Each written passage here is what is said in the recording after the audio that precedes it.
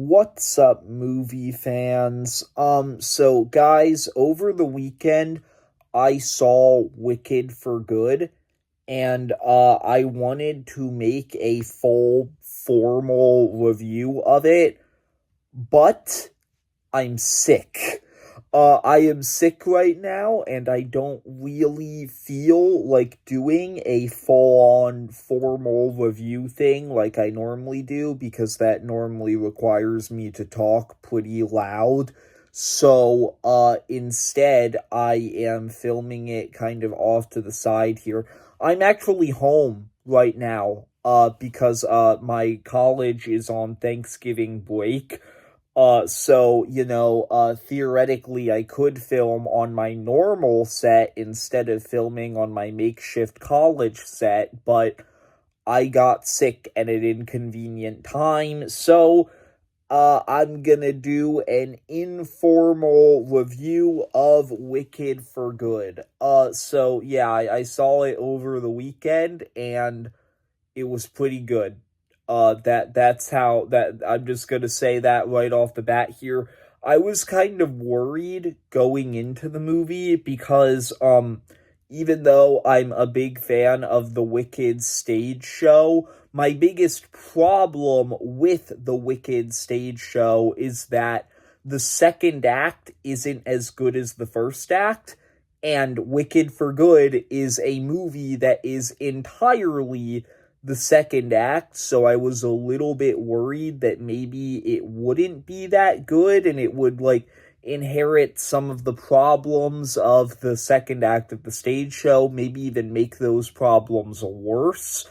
It does still have some of the issues that the second act of the stage show has. The big issue with the second act of the show is that it has a lot of plot holes that don't make a lot of sense when you really think about them.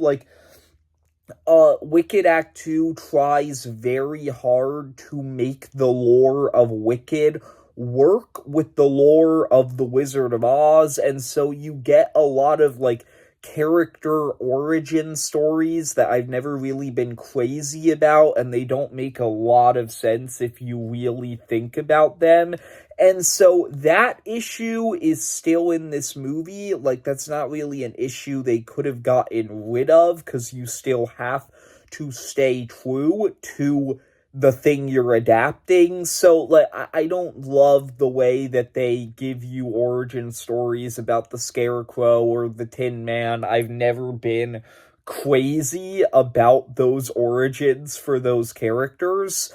That is an issue that it was kind of impossible to avoid. But that's pretty much my only issue with the movie. Outside of that, I thought that this was a great adaptation of the stage show that actually fixed a lot of my problems with Act 2. Another issue that I had with Act 2 of the show is that it felt very rushed, and it felt like it kind of rushed by a lot of character arcs. A lot of character arcs felt half-baked.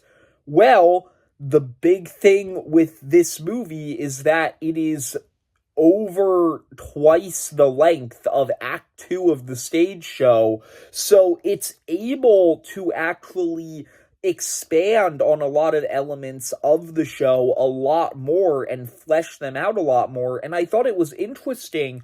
I thought that the fact that the first movie was way longer than Act 1 of the stage show, and it, kind of padded things out and added a lot of elements, I thought that was a problem with the first movie.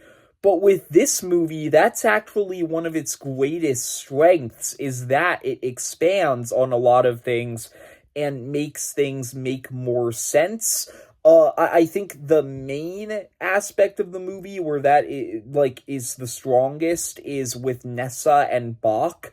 I've never really been a huge fan of the direction that those two characters went in the musical, because I've always felt like it was kind of rushed. It kind of came out of nowhere.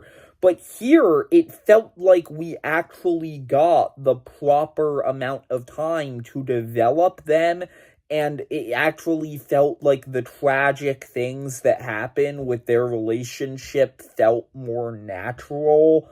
I also think that with Glinda in this movie, they did a much better job at developing her character arc here than in the stage show. She's a character who really goes through a lot of changes throughout Act 2 of the stage show, because at first she's kind of complicit in and she's helping the wizard and Madame Morrible, and then over the course of the show, she kind of realizes that she has betrayed her morals and she's like kind of betrayed her friend, and then over the course of the musical she goes back to being a better person and a better friend to Alphaba. And I think that this movie actually did a great job at developing that change over a longer period of time, and it felt a little bit more earned in this movie. uh Alphaba, I just think they did a great job with this character in general, like adapting her from the musical and everything. This is kind of the part of the story where she really starts to actually become the Wicked Witch, and she starts to like actually kind of betray some of her morals, and like the real tragedy of the story starts to come to fruition, and I think they did a fantastic job with that. Cynthia Erivo's performance was excellent, and Ariana Grande's performance was incredible. I think they should both get nominated for Oscars, and I actually really want Ariana Grande to win because she did just a phenomenal job in this movie. Um, so yeah, no, I like everything story related. I think that they managed to do this half of the story justice, and they managed to like give these characters character arcs, expand them more from where they were in the original stage show. Obviously it's a musical, so you gotta talk about the songs. In general, Act 2 of Wicked, the songs are less strong than Act 1 of Wicked, but they're still pretty good. I think that they did pretty much every song justice. The only one that I didn't love the execution of was Alphaba and Fiero's song, As Long As You're Mine. But by its nature, that song is supposed to be a very intimate and close song, but for some reason, with the choreography and the framing, they were very far away from each other the whole song, and that was just a weird choice that I didn't really love that much. But the other songs are great. Wonderful was a standout in this movie. That's the Wizard's kind of villain song, and I think that that song was just a spectacle. It was colorful, it was fun, the choreography was great, loved that one. I liked the title song, For Good. That is kind of supposed to be an emotional powerhouse song where you get like Alphaba and Glinda kind of singing this heartfelt message to each other, and I think that that song hit just as hard as it was supposed to. They added two new songs to this movie, one that Alphaba sings early on called There's No Place Like Home, obviously a reference to The Wizard of Oz, and that song was okay. I didn't really care for it that much, but it was like not bad. It was just kind of fine. It was there. And then the other song that they added, Girl in the Bubble, which was the song that Glinda sang kind of towards the end of this movie.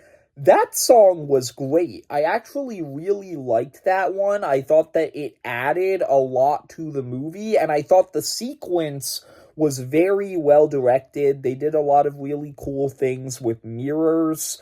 And then the final song that I really gotta talk about is No Good Deed. No Good Deed has always been one of my favorite Wicked songs, and holy crap, they did it justice in this movie. That was the best scene in the movie. No Good Deed, like, That song was awesome. Cynthia Erivo's vocals were incredible. I love how she kind of sold the panic that Alphaba is supposed to have at that point in the story.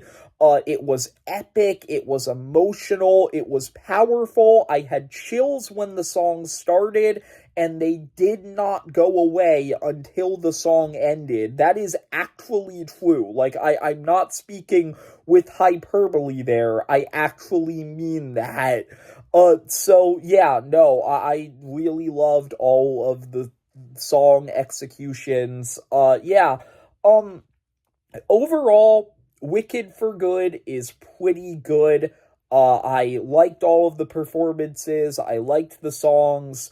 Once again, I have problems with the ways that they kind of try to merge the Wicked lore with the Wizard of Oz lore, but that's just a problem with Act 2 of the musical that couldn't really be avoided here. I've seen a lot of people online saying that this movie was disappointing because it's not as good as the first movie, and I agree it's not as good as the first movie, but I also don't think it's disappointing because, to be honest, I didn't expect it to be as good as the first movie. Like, Act 2 of Wicked isn't as good as Act 1 of Wicked, so that was just something that I kind of made peace with and accepted a year ago, is that this movie wasn't going to be as good as the first film, and so I am happy to accept this as just a pretty good movie. If you're a Wicked fan, you should see it. If you're a fan of the first movie, you should see it. I'm gonna give Wicked for Good an 8 out of 10. Okay, I'm gonna go now because I'm sick and my throat feels bad, and filming this at all was probably a bad idea. Okay, see ya, movie fans.